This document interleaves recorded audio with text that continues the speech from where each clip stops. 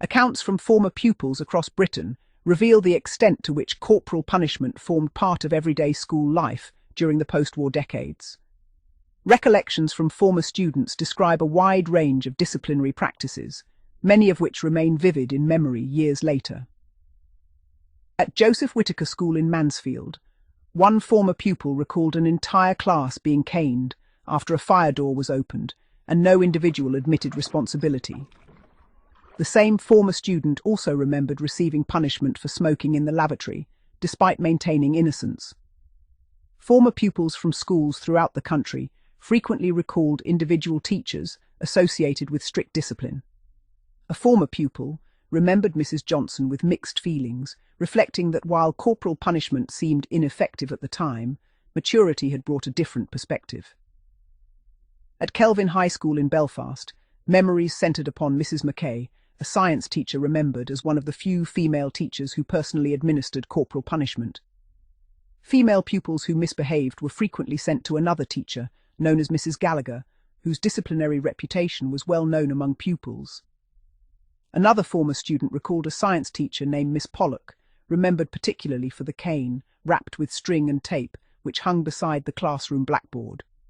Former pupils of Keresley High School in Coventry remembered Miss Marsden less for the cane and more for a wooden slipper used for discipline.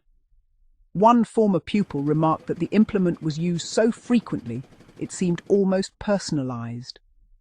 At Kings Hill Secondary Modern in Wednesbury, memories included punishment for talking during mathematics lessons, while at Kingsley Secondary School, former pupils remembered both Mrs. Royston and Miss Vardy as particularly strict members of staff.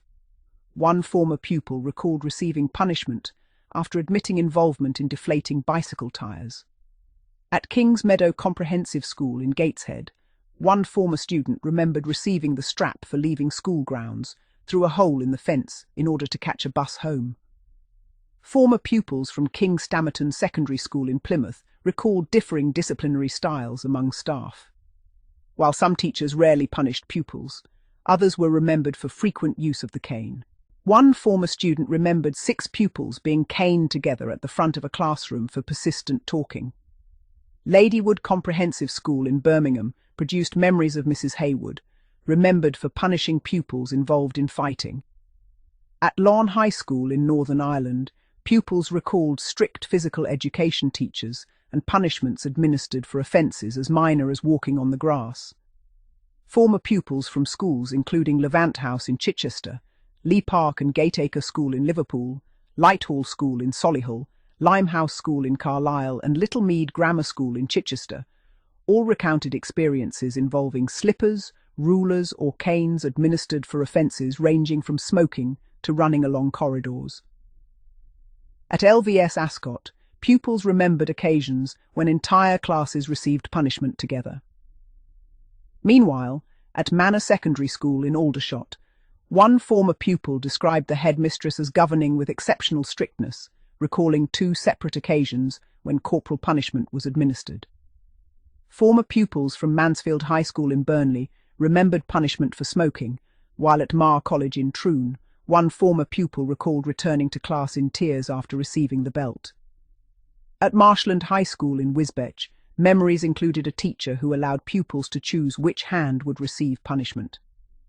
At Macaulay High School in Doncaster and Mesnes High School in Wigan, pupils remembered teachers who punished regularly but were nevertheless remembered with a degree of affection. For some, memories were more troubling. One former pupil from Moat Mount School in Brent described certain experiences as lasting sources of distress, recalling punishments involving both slippers and rulers.